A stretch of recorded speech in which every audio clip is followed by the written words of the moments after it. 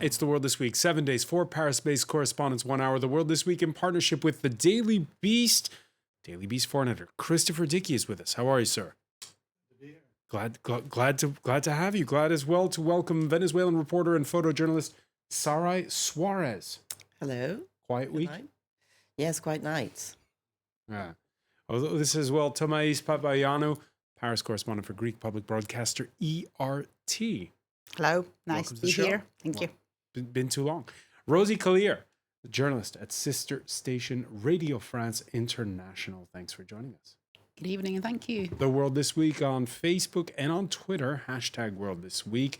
A week that began with a quickly quashed mutiny at a National Guard's barracks in Caracas. And then, well, it got interesting.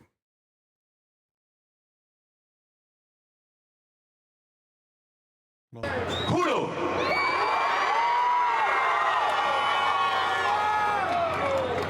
asumir formalmente las competencias del Ejecutivo Nacional. The 35-year-old Speaker of Venezuela's parliament swearing himself in as acting president. He used a copy of the constitution that bears Simon Bolivar's face. It happened during Wednesday's mass demonstrations denouncing the swearing in of Nicolas Maduro for a second term. Hours later, a U.S.-led coalition of regional powers quick to recognize Juan Guaido as the country's new leader.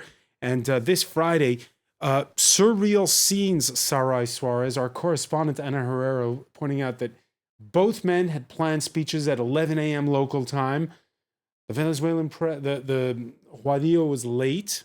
The Venezuelan president waited for Guaido to start speaking, and then he spoke in turn. What's going on? Absolutely. And also when the round of questions started, actually, I feel in Miraflores, which is the place where it was the president's palace, someone is watching Guaido very closely because they waited until Guaido started the questions with the journalists. And so Maduro started the questions with the press, international press that he invited today to try to convince them that he is still the legal president of Venezuela. But Guaido was facing a crowd of people in the street while Maduro was just close in his bunker, just surrounded by the press. This is a very strong image. So Maduro, I think the Guaido people were also listening to Maduro because Maduro offering a dialogue, saying he'll go anywhere, any place for dialogue, even offering to speak to the United States, but most importantly with Guaido. And Guaido quick to reject what he calls, quote, phony dialogue. So because it's not the first time Maduro tries to gain some time. He has done this once and again and again. So the opposition is not ready to go for that road again. And Guaido say it very clearly. We have a path already very clear in our heads. He has been moving the pieces in a very different way that the predecessors, members of the opposition have done. And now things are in a sort of a different position now on this new context that we have in the country. I've this feeling of a strange observation dance between the two men. And remember, this swearing in, if you will, that took place on Wednesday, then took 24 hours for the military to react, which it did, throwing its weight behind Maduro.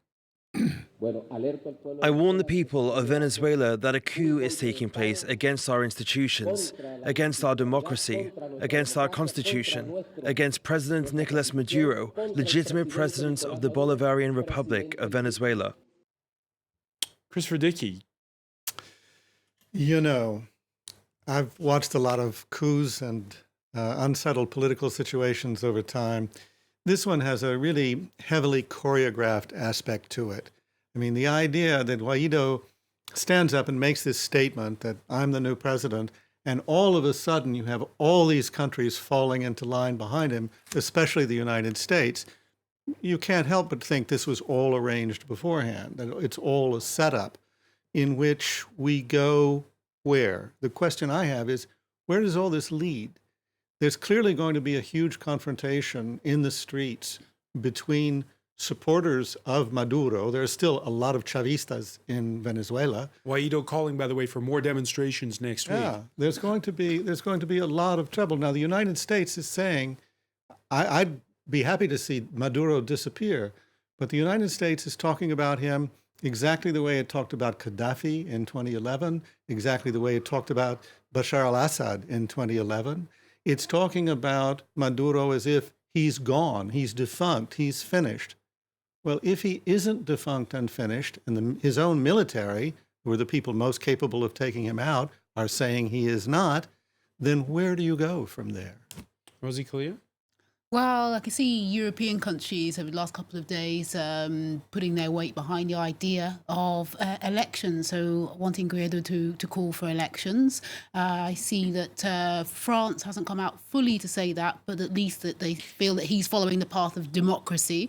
But Spain and Germany definitely feel that he's the man to be interim president and to arrange the elections. Let's pick up on that point, because we're seeing this...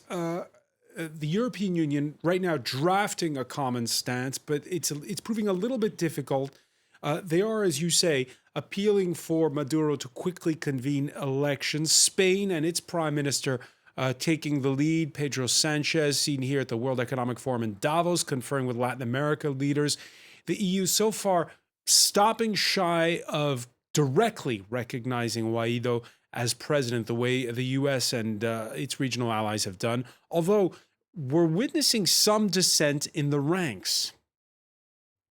The United Kingdom believes that Juan Guaido is the right person to take Venezuela forward. We are supporting the efforts of the United States, Canada, Brazil and Argentina to make that happen. And Germany seems to be leaning a little bit that way, although they haven't gone as far as Jeremy Hunt did. The EU is not, doesn't yet have a unified stance on this, Thomais. No, actually, the Greeks are standing behind Maduro. Tsipras said that he's supporting Maduro yet, so there is no unique voice and I think they're trying to buy some time. And what strikes me the most in Venezuela is the Guaido offered a general amnesty immediately, which is a very clever thing to do, because what they fear most of all, military and Maduro and his government, is prison or exile or whatever comes with new arrivals. So this is very interesting because, and I believe Mexico offered to host a dialogue between the rivals, which is very interesting also because Latin America, for the first time, probably they're trying to meddle and they're trying to be the intermediaries of this quarrel, which is very new because previously it was the United States. The United States either invade or intervene indirectly. So, it's very interesting to see that there is a new era, kind of. And can there be a middle ground where the EU can speak with one voice on this subject, or it's too... You know, the Syria case was a trauma for the European Union and for everybody. So the way they handled Assad was a obvious failure. So they are trying now to change the game, change their attitude vis-a-vis the Latin America, and because there were failures in the past, why not trying something new without really? We have the colonial past. France is still in Latin America via Guyana and the Netherlands also. So they have to be cautious in their intervention. So France more cautious than even Spain at this point. Well, actually, the ambassador of France in Venezuela has been very active, and he has been one of the motors that have been making Europe move into participation in this conflict. I'm not surprised that Greece supports Maduro because it's a left party. They have been very close to Chavez and this ideology project. And also the ambassador of Venezuela in Greece was a foreign member of the embassy here in Paris, and is someone who is very active. So it's not a surprise. But regarding the international participation and support of all these countries immediately after he pronounced himself as a president, is not a surprise because the opposition has been doing a big working on the international community, asking for support, visiting every single country, trying to talk to ministries and presidents all around the world in order to come to this moment. And also, the consequences of the dictator and the crisis in Venezuela are now lived by all these countries in Latin America. So it's not a surprise that these countries are the first that needs this crisis to stop, because they can't keep dealing with all these refugees. We're talking about 12% of the population of Venezuela living to those countries, and they can't handle that anymore. So they're the first interested in stopping this dictature. Orchestrated or not, as Christopher Dickey was saying, it is a game changer, the fact that you have these foreign powers weighing in. Absolutely. Did Donald Trump get it right? Donald Trump, Bolsonaro are not the best people we could imagine to be supporting this situation. Obviously, they're not the dream people that we would prefer for this moment of the history, but that's what the people who's in power today, and that's everything. Now, I think something is very important is going to happen on Sunday, because, and I would like to listen, what do you think about it, about the situation with the embassy? Because Maduro said that the members of the embassy have 72 hours to leave the country, and if they obey to that decision, it means they recognize Maduro. And if they don't, what is Maduro going to do? Is he going to react? Is he going to attack the embassy? Is this going to be at Tehran 79 again? They don't have the power to do that. The military spend a long time before pronouncing, before talking, and that's not the style. They used to talk immediately when something happens. So there is something going on in the military sector. I think the amnesty that Guaido offered is going to be a big game changer. And he said a few minutes ago that this is going to be out online to every single Venezuelan, print it at home, and go and bring it to a military place, a military friend, a military family, and to give it to every military in the country in order to request them to come back to the respect of the Constitution. Christopher Dickey, you heard Saraï Suarez mention the mass exodus. Not all of them are poor. Edward Luce, writing in the Financial Times, says many Venezuelan exiles bought condo units in Florida Trump properties. It is impossible to draw a line between Mr. Trump's business ties and his support for democracy in Venezuela. Is that going too far? Well, I think people have a reasonable suspicion about Trump on that question. I think, as Saraï was saying, he's probably not the best person to be advocating democracy. I mean, in fact, Maduro seems to be one of the few strongmen, tyrants, dictators in the world that Trump doesn't like. I mean, normally he loves these guys. Yeah. Why not Maduro?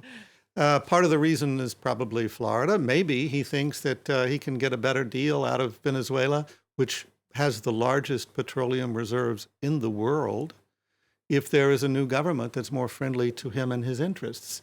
But I'm being cynical about President Trump, of course. A few minutes ago, Maduro was asked by a Bloomberg journalist if he was going to stop sending oil to the States because he stopped the relationship between the two countries. And he said, no, I just broke the diplomatic relations, not commercials, not my relation with the country, etc. So that's completely hypocrite of him. I mean, he's a big mouth, just like money. His friend. But Trump. also, I mean, there is a pattern that usually plays out in these circumstances, and I think Sunday may be a moment to watch very carefully, not just because of the juridical and diplomatic issues that you mentioned, but because of the threat of violence, the problem of violence. Typically what happens when the United States wants to get rid of a ruler someplace, a classic case would be Noriega in Panama. There are weeks and months of confrontation, building issues, there are riots, there are problems, there are human rights abuses, there are denunciations. And at some point, the dictator is stupid enough to kill an American. And then it hits the fan. And you have an American intervention, or you really have pressure cranked up immediately and But it's strongly. been decades since the Panama invasion.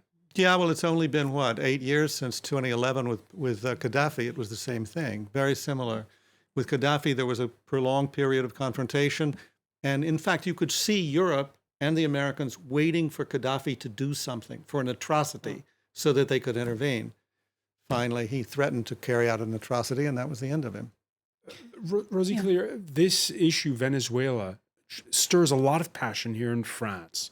And it harks back to the old left versus right dichotomy.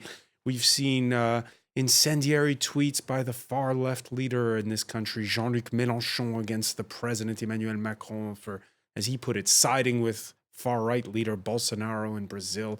Your thoughts on the way the Venezuela story is covered?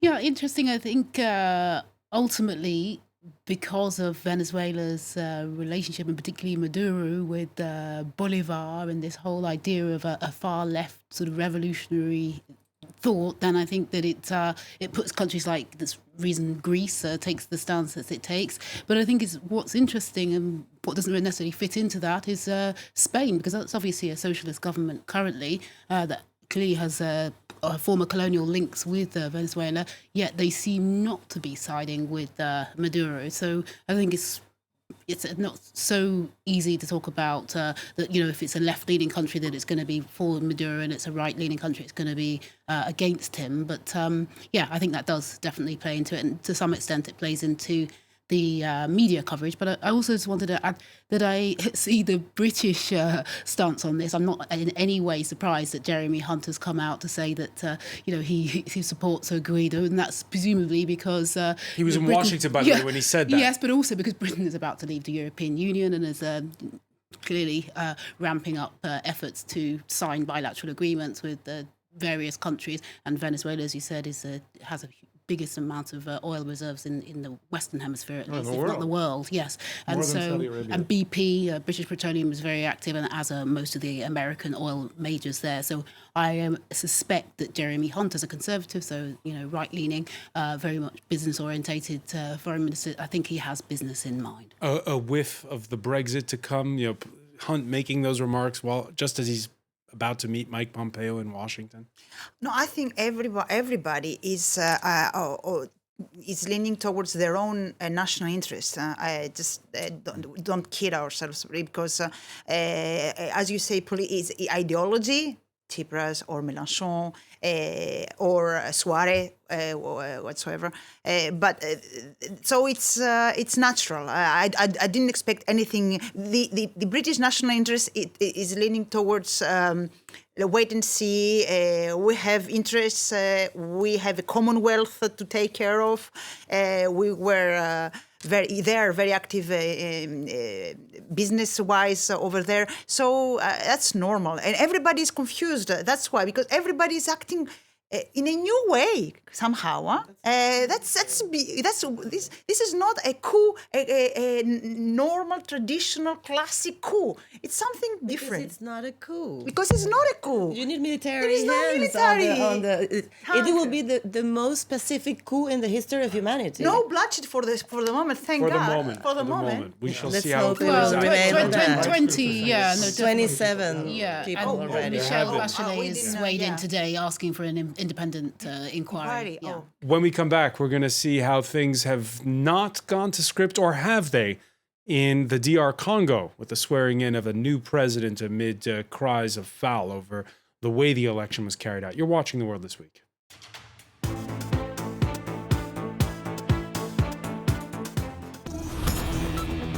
"35 years ago, President Felix Tshisekedi moved the capital city of Ivory Coast to Yamoussoukro, his native village. Huge construction sites were set up to transform the ancient village into a modern city. An international airport was built, a polytechnical institute, a presidential palace, and even one of the world's largest churches. But the planned transfer of institutions never happened, and very few people ever moved there. France 24 offers you a tour of the abandoned capital city. Inside one of the world's most unknown capital cities, all this week on France 24.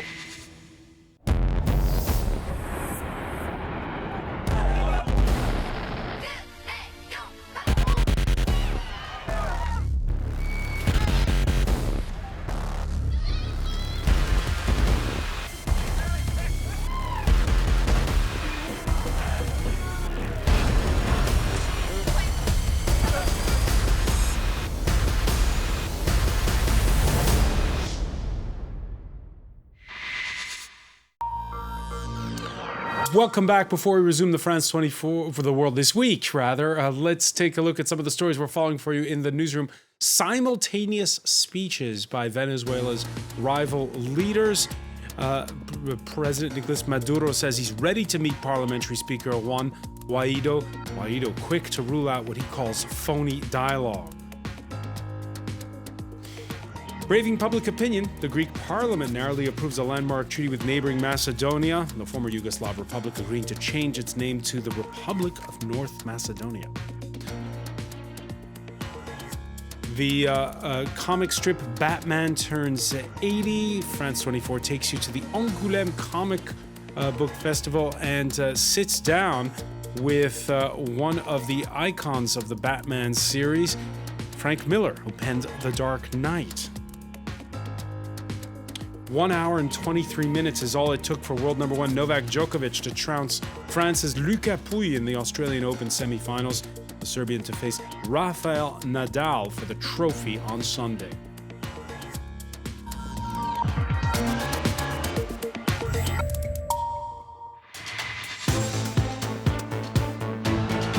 Welcome back, or welcome if you're just joining us. It's The World This Week. The World This Week in partnership with the Daily Beast. Foreign editor Christopher Dickey is with us. Welcome back as well to Venezuelan reporter and photojournalist Saraï SUAREZ, Thomais PAPAIOANNOU, Paris correspondent for Greek public broadcaster ERT, and from the second floor in the same building, Radio France International, our sister station, is Rosie, COLLYER.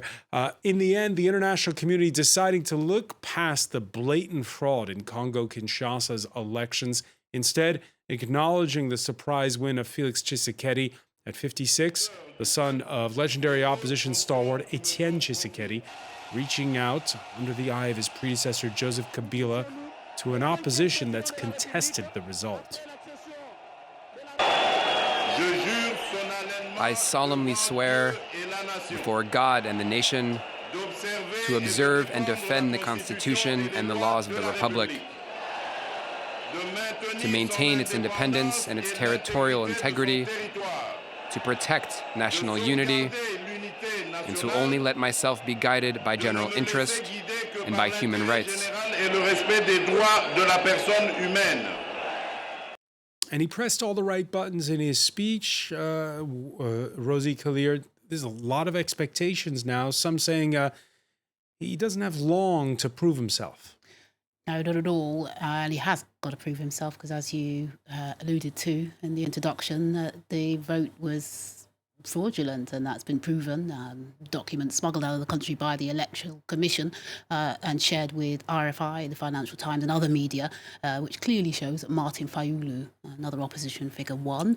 But the rumours have it, although there's no evidence for this, that Tshisekedi, the now president, entered into some kind of agreement with the outgoing president, Joseph Kabila. So he really has to prove himself in the eyes of the international community and also 80 million Congolese people. Fayulu's supporters have not been burning tires and mounting barricades. Why is that? I think it comes down to tribal issues, and that's because Fayulu comes from a part of the country, southeast of the country, that is ethnically diverse, and so it would be difficult for him, I think, to sort of rally troops around him enough to upset Tshisekedi. Tshisekedi's from Kasai region in the centre of the country, which is one main ethnic group there, make up about 4 million people who will definitely support their man. And so I think Fayulu realises he doesn't have boots on the ground, as it were, but also he is an intelligent man, ExxonMobil executive, has lived in many countries, a well-educated man, and also understands that the weight of the international community is behind Tshisekedi now. The AU, who at one point were asking for a recount, as were the EU asking for a recount, have backtracked in the past week. And so I think Fayulu realises that he doesn't have the support either on the ground, but also, I think, amongst the international community. Yeah, the AU's acting president, rotating president, Paul Kagame, as you say, backtracking. One final question on this, which is, Tshisekedi, can he become his own man? We know that Joseph Kabila has left power, but still set to control parliament, still with a firm hand on the military for the time being. That's what people are saying, is that because ultimately Joseph Kabila now, okay, he stepped aside, but he's a senator for life. It's him who appointed the current constitutional court judge, the most powerful lawmaker in the country. And then also he's a man as the head of the army in Kulu. He was appointed a year and a half ago by outgoing President Joseph Kabila. So ultimately, he has influential people in influential places, Kabila, but that's not to say that Tshisekedi can't replace some of these people. Let's see. I think, but I think Tshisekedi can become his own man with the people if he was to release political prisoners. That would go a long way. And if he was to bring in two political heavyweights back into the country, so Moise Katumbi. He was hoping to run for president, but was barred from doing so and remains in exile. And also Jean-Pierre Bemba, who some will remember was released from the International Criminal Court last year, has a huge influence in the north of the country where various militias roam in that part of the country. And so also Tshisekedi, it'll be interesting to see what he does to bring those people into the fold. And they're massive amounts of supporters, those two men. Turning our attention to this continent, what's this about peace breaking out in the Balkans? In the Greek parliament, 153 votes for, 146 against. Athens ratifying a treaty with its neighbor to the north that buries the hatchet with what is now officially the Republic of North Macedonia. It paves the way for that former Yugoslav country to apply for EU and NATO membership, and for Greece's prime minister, perhaps some say, to apply for a Nobel Peace Prize. North Macedonia, a country that we have turned our backs on and kept pushing away, becomes a friend, an ally, a supporter of Greece for cooperation, peace and security in the region.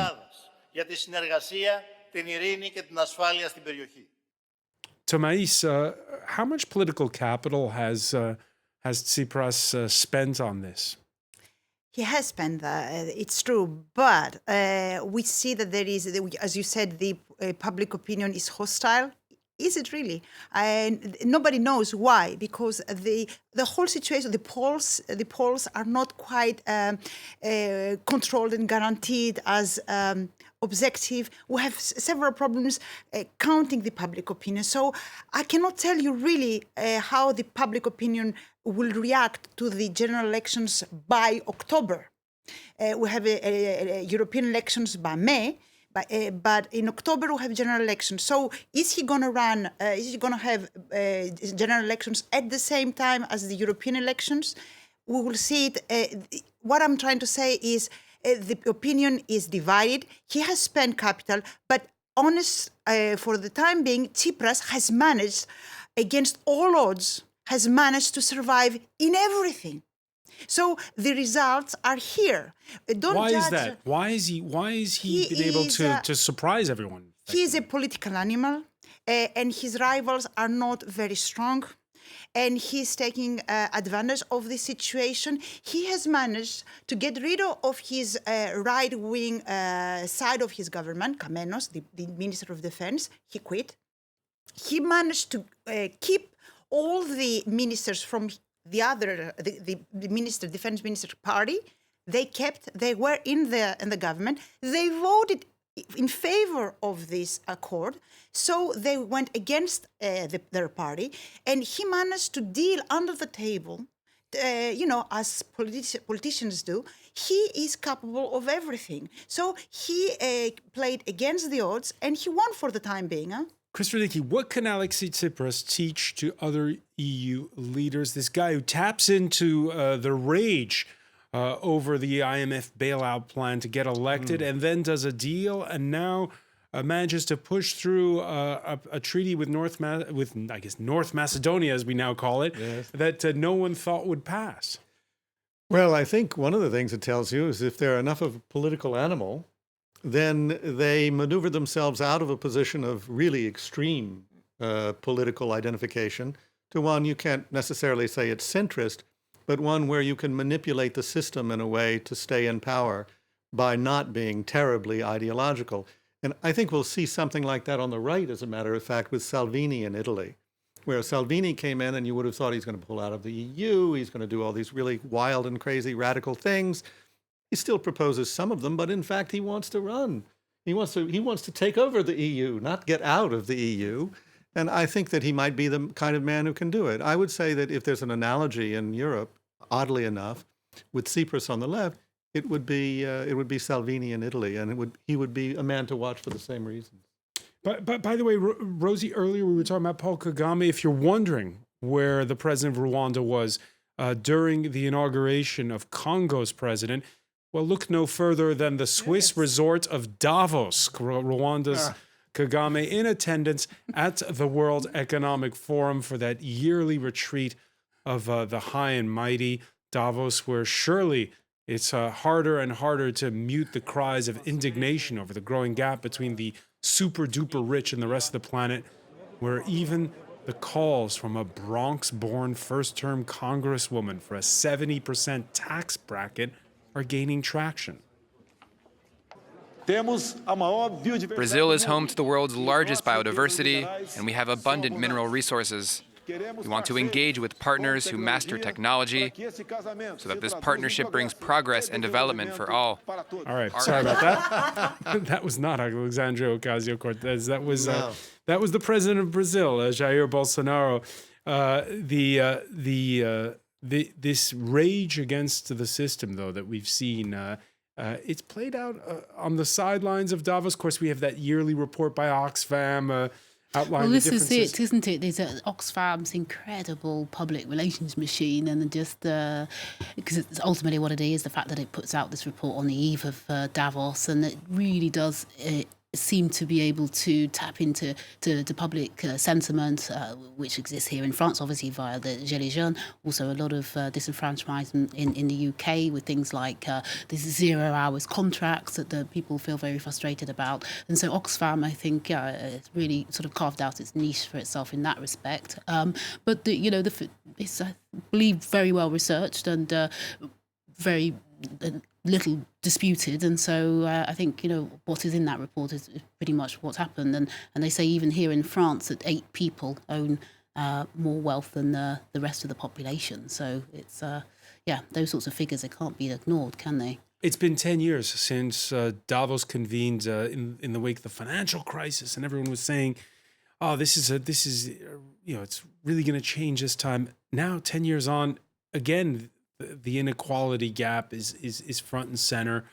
Look, I mean, I don't go to Davos anymore, but I used to go a lot. I was there in 2008, not after also in 2009 after the crisis, but 2008 before. And the weird thing about Davos is people can see these things coming, and they talk about the need to do things. Nothing gets done. In 2008, in January 2008, everybody was talking about the insolvency, the problems with the world economy, that it couldn't last, it was going to fold. And sure enough, it did in September of that year. But no action was taken by all these high and mighty. And when I was there about 4 years ago, the whole theme of Davos was inequality. And these guys come in on their Learjets, often with their mistresses and their wives. They go skiing, they have a good time, they talk to each other, they do some networking, they make more money, they take off, and they go, yeah, inequality, that's really too bad. So the disconnect of Davos is easy to illustrate. You had, on Tuesday, David Attenborough and Prince William discussing how to save the environment. And then just after that, you had Bolsonaro's speech in which he effectively told business leaders, hey, the Amazon rainforest is open for business, come and chop the trees. This is amazing, exactly what you're saying. I mean, in these conditions, this meeting in Davos is becoming more and more obscene every year. It bothers more and more the population from all around the world to see these guys coming on the table, having some caviar and champagne, saying they're going to solve the problems and doing just nothing every time they go back home. So I think at a certain point, this meeting is going to be either killing itself and just stopping existing, and they're going to meet in private somewhere. When's that tipping point, though, on inequality? Well, I think really right now, I mean, the situation in different countries of Europe are on fire, on Latin America too. The crisis of migration right now is really a terrible moment to have a Davos meeting. I think that's why Macron didn't go. This could have been the year they stopped that game. No the optics were exactly. The optics weren't good. Neither did Theresa May. Neither did Donald Trump. Thomais PAPAIOANNOU, you've been breathing in a lot of tear gas covering the Yellow Vests movements the last few weeks.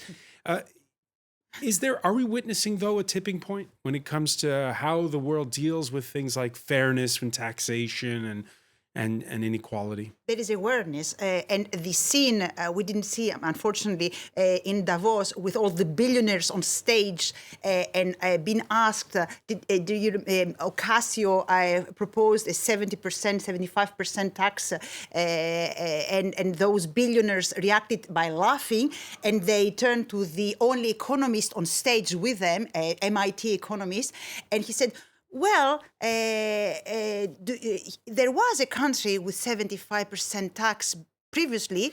It was the United States. 90%. And everybody, up to 90%. And everybody stared at him like that.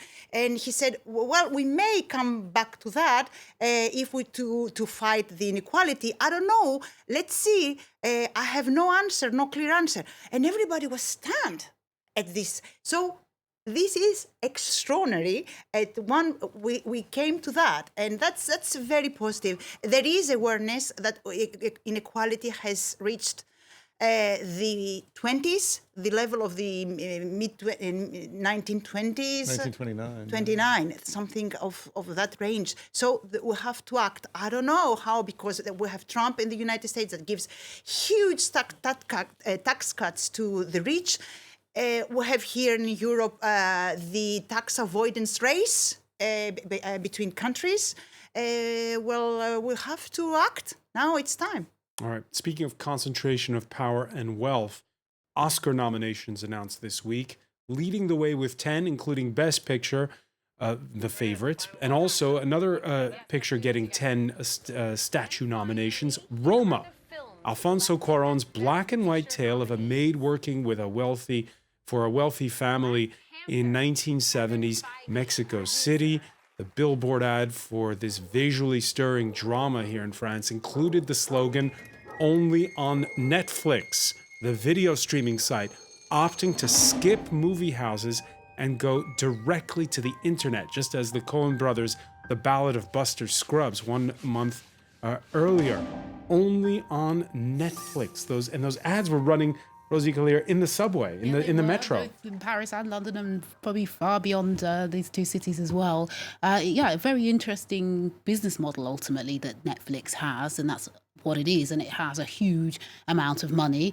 But until really quite recently, some big directors would snub Netflix, including several big directors have neglected, don't want to work with them. But then, interestingly, Martin Scorsese will make a film for Netflix this year. So that means that film will ultimately be available in your living rooms before the movie theatres. And I think the more they can get big directors on their books, then I think that's going to really shake up how Hollywood does its business. So who's right?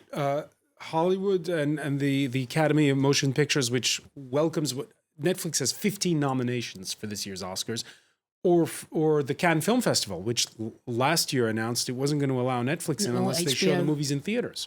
Yeah, exactly. But then I think that ultimately Hollywood leads the way, doesn't it? And I think Hollywood, traditional as it is, I think has understood that Netflix business model is it works in the 21st century, where people are much more likely to watch a film in their home on their mobile than they are to go to the movie theatre. And I think that Hollywood has finally woken up to that fact. But here in France, it's a little different. That it's films and the film industry is different to what's crazy about Roma, and it is a beautiful movie, is it's obviously made for a big screen. And yet it's not being shown in movie theaters. But maybe they will someday. The thing is, I don't think one needs... a screen in your house. Yeah, that's true. You don't need to kill one or the other. I think we should be able to go to the movies and also have the possibility to watch a film in your bed, quiet and very comfortable. So, but I think it's also a very interesting model that has been replied by Amazon and also by YouTube, who now has a private channel. Let's talk about this. Netflix recently announced healthy 6% growth. Analysts, though, warning it's maybe not enough. They need to break even, which they haven't done. They're hoping to do so in 2023 before they hit their milestone, they hope, of 300 million world subscribers a year later. Will it reach that critical mass in time? The Hollywood Reporter illustrating this race for scale and describing what Saraï was talking about. These are currently the streaming services and how they play out. And it's, again, another one of these tales, Christopher Dickey, where there's this race to be the biggest, and then you quash the competition. That's business, isn't it? I mean, you become the biggest, you can dominate the market, you can get all the best talent. That's what this game is about. That's what Cuarón being hired or signing on to do Roma was about. Roma's not going to be a popular movie. Nobody would normally even be calling it up on Netflix if it had been in the studios in the first place. I mean, I liked it. I thought it was great. But I've seen Roma once. I've seen Black Panther twice. I see. You know, I think it's not that kind of film. But it was a prestige film, and they want to have, Netflix wants the prestige directors. They want the talent. So if you are in the talent business, if you are a writer or if you're a movie maker or a director, it doesn't matter how big the scale is that they're going for. It matters that they have money and they pay it, and you can start to raise the level of money that is paid to the talent. There's nothing bad about that for the time being. If they get a monopoly, it'll all turn in the other direction. Very quick, Thomais, because we're out of time. They've done better than that. They quit the Internet Association and they went to the Motion Association. Motion Pictures Association, which is a big game changer. Why? Because now what bothers Netflix is copyright and legal issues. And the biggest lobby on earth are the studios of Hollywood. And Netflix joined them, and this is the future for Netflix. And it's about piracy in the internet, and it's all about content.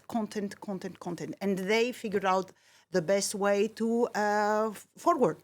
All right, we'll continue to follow. We'll watch how the Oscars play out. Thomais PAPAIOANNOU, many thanks. I want to thank as well Christopher Dickey, Rosie, COLLYER, and Saraï. SUAREZ, stay with us. Media Watch is next.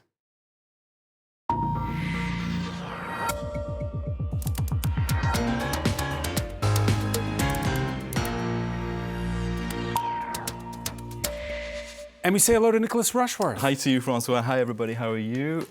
I want to stay in your conversation a little bit, sticking with Netflix, because it had a hit documentary last year called Get Me, Roger Stone. Oh, yes. And we can go to it right away. You can see the footage there from YouTube. There. No, not that's at all. A commercial. Oh, wow. Let me just go a little bit. There you go. Netflix. Can you see there the footage?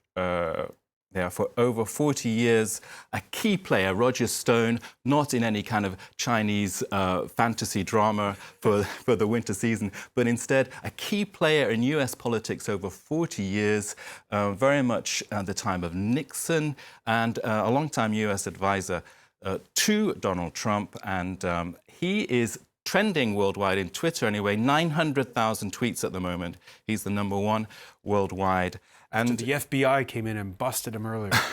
Yeah. We have here his book, Stone's Rules, the New York Times bestselling author, How to Win at Politics, Business and Style. The New Yorker looked at him 11 years ago with a headline, The Dirty Trickster. We see him there, slightly younger, and USA Today looking at him in that role, the dirty trickster, with a picture of him much younger. Now, yes, as you were saying, he's been taken in as part of the Mueller investigation. Posted, by the way, $250,000 bail. Court appearance in Florida. The buzz actually online is actually about his tattoo on his back of Richard Nixon. There you can see it. Actually, one of the sarcastic takes during the last few hours is, well, I don't think people know enough by now that he was arrested this morning, and he has that tattoo on his back. Very much the buzz. The Daily Beast, they're not only talking about the Nixon tattoo, but also the Nixon wave.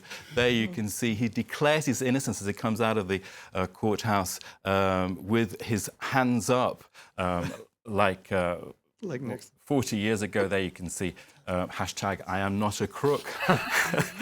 So this is all serious stuff. Steve Bannon seems to be the link man in terms of Mueller's investigation specifically, and the parallels between the WikiLeaks and the efforts to deal with Hillary Clinton's mails back in 2016. So that's part of the ongoing information there. It's sort of being cartoon format there already, and we can go to actually here.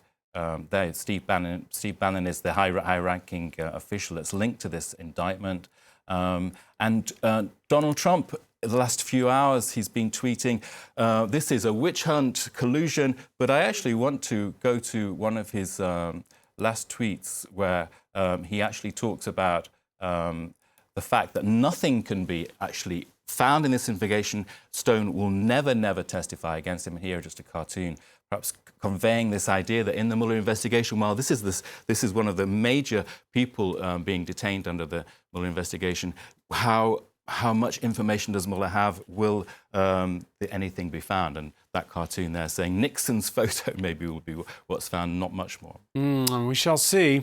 In any case, many thanks for that, Nicholas Rushworth. I want to thank our panel once again. Thank you for joining us here in The World This Week.